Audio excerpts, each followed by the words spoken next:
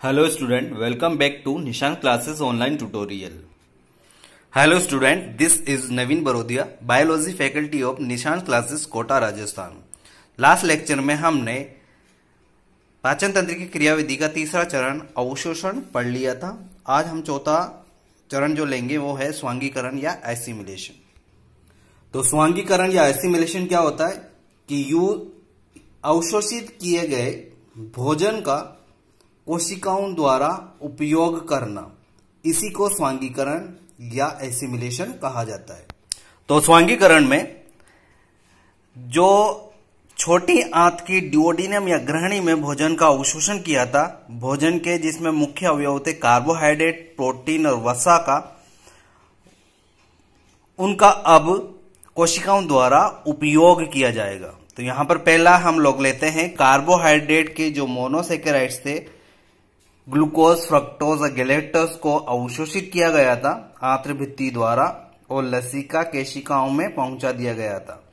लसिका vessels जो है lymphatic vessel, वो परासंचरण तंत्र की रक्त केशिकाओं से संबंधित होता है, तो वह वहां पर उस अवशोषित भोजन को पहुंचा देता है और परासंचरण तंत्र या सर्कुलेटरी सिस्टम से यकृत का निवाहिका तंत्र भी जुड़ा होता है।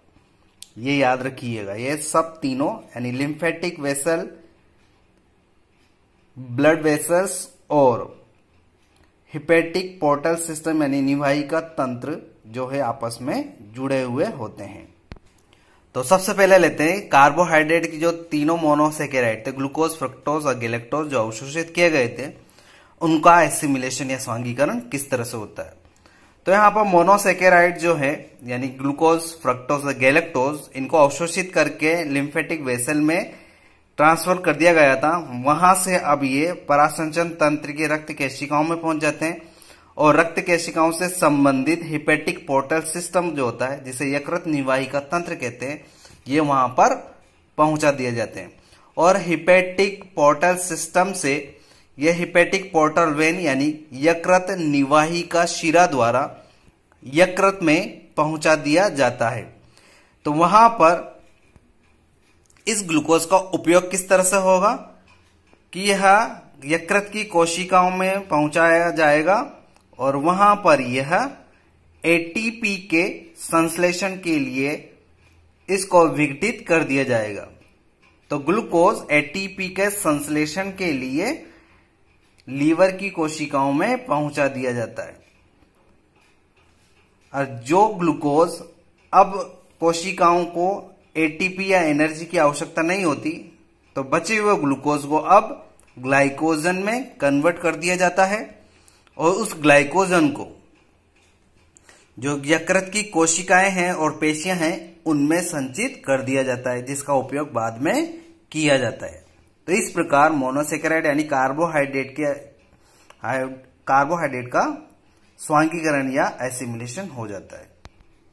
इसके बाद फूड के दूसरा अवयव था प्रोटीन, जो सबसे छोटे मॉलिक्यूल एमिनो एसिड में टूट चुका था, अब उसका अवशोषण होता है और लिम्फेटिक वेसल से द्वारा ब्लड वेसल में पहुंचा दिया जाएगा और परासंचरण तंत्र से जुड़े हुए यकृत निवाहिका तंत्र में उपस्थित यकृत निवाहिका शिरा की द्वारा उसे लीवर में भेज दिया जाएगा। लीवर या यकृत में अब इसके साथ क्या होगा, इस अमीनो एसिड की जहां पर इसकी आवश्यकता होगी, वहां पर इस अमीनो एसिड को प्रोटीन में कन्वर्ट कर दिया जाएगा।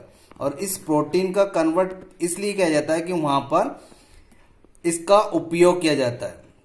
तो प्रोटीन का उपयोग यकृत में किसके लिए किया जाता है, एक तो प्लाज्मा मेम्ब्रेन यानी कि प्लाज्मा झिल्ली के संश्लेषण में, दूसरा प्रोटोप्लाज्मिक प्रोटीन बनाने में और तीसरा है एंजाइम बनाने में। तो अमीनो एसिड को यकृत की कोशिकाओं में प्रोटीन में बदल दिया जाएगा और प्रोटीन का उपयोग प्लाज्मा मेम्ब्रेन के बनाने में, दूसरा एंजाइम बनाने में, तीसरा प्रोटोप्लाज्मिक प्रोटीन बनाने में कर लिया जाएगा। और जिस अमीनो एसिड की अब हमें आवश्यकता नहीं है, ये कार्य पूरे हो चुके हैं, तो कुछ अमीनो एसिड को डीएमिनेशन की अभिक्रिया के द्वारा ग्लूकोज और फैट यानी वसा में परिवर्तित कर दिया जाएगा और इनको लीवर की कोशिकाओं में या बाकी कोशिकाओं में संचित कर लिया जाएगा और जिसका उपयोग बाद में किया जा सके। इसके अलावा भी कुछ एमिनो एसिड जो बच जाते हैं उनको डीएमिनेशन के द्वारा अमोनिया, यूरिया और कार्बन मोनोऑक्साइड में बदलकर उनको शरीर से बाहर मूत्र के साथ त्याग दिया जाता है। तो इस प्रकार प्रोटीन का भी एसिमिलेशन या स्वांगीकरण हो जाता है, यानी उसका उपयोग हो जाता है। उसके बाद फैट या वसा का एसिमिलेशन करना है। जो वसा अवशोषित की गई थी लिम्फेटिक वेसल्स के द्वारा, फिर उसको ब्लड वेसल में पहुंचा देंगे, वही यकृत निवाहिका शिरा के द्वारा यकृत में आ जाएगा। अब यकृत में फैट का क्या उपयोग है देखो, क्योंकि मैंने बोला था कि जो प्लाज्मा मेम्ब्रेन होती है, यह प्लाज्मा झिल्ली, यह लिपिड और प्रोटीन मॉलिक्यूल से मिलकर बनी होती है। लिपिड के तो दो बाइलेयर थी, दो स्तर थे और उसके बीच में प्रोटीन धसी होती है। तो प्रोटीन का उपयोग प्लाज्मा मेम्ब्रेन को बनाने में पहले कर चुके हैं, अब फैट का उपयोग होगा।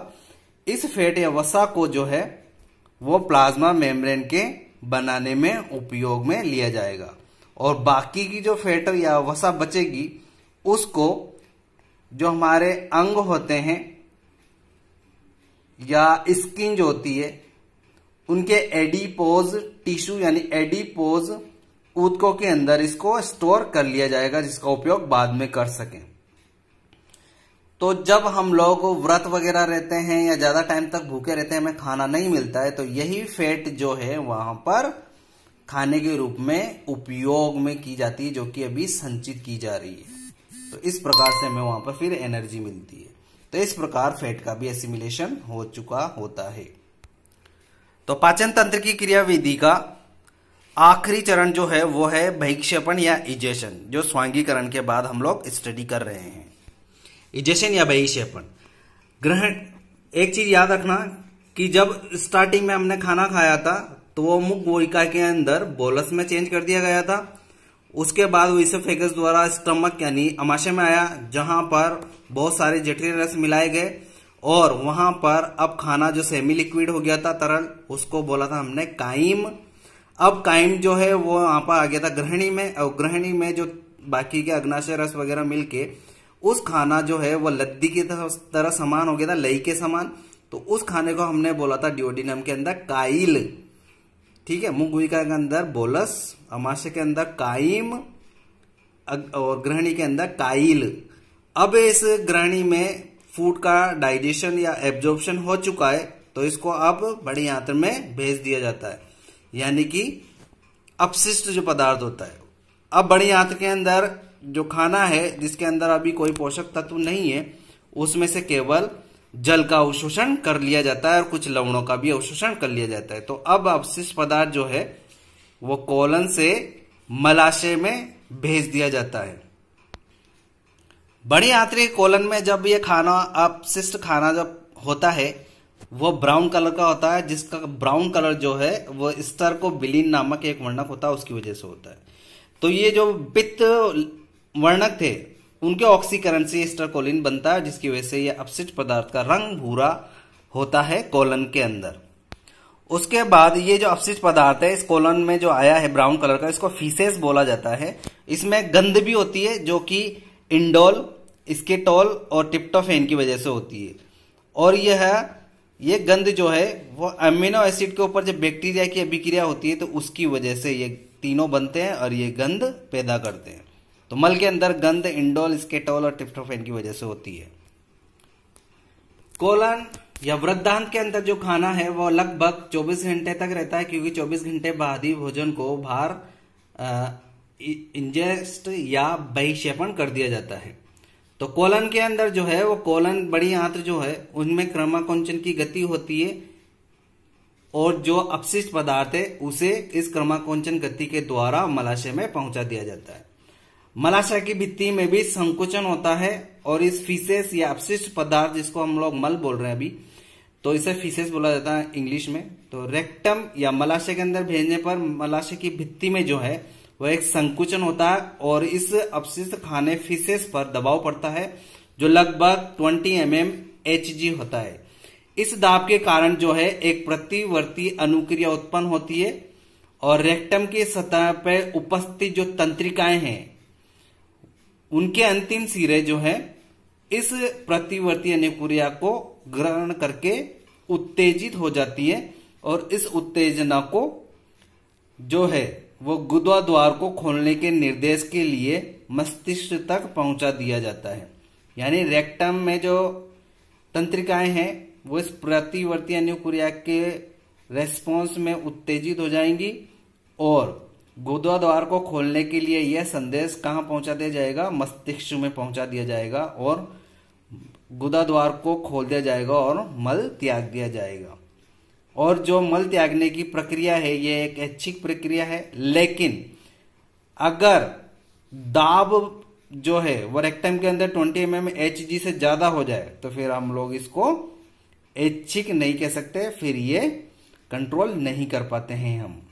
तो इस प्रकार से मल का बहिक्षेपण कर दिया जाता है। एक नाम सुना होगा आपने, कॉन्स्टिपेशन या कब्ज। जब कोलम से अपशिष्ट पदार्थ जो है वो रेक्टम में आता है और उसको रेक्टम में आने के बाद अगर बहिक्षेपित नहीं किया जाए तो कोलन से रेक्टम में आने पर रेक्टम जो है फैलता है। अगर ये बहिक्षेपित नहीं किया जाए गुदा द्वार द्वारा तो रेक्टम जो है इससे खाना वापस कहां चला जाता है, कोलन में।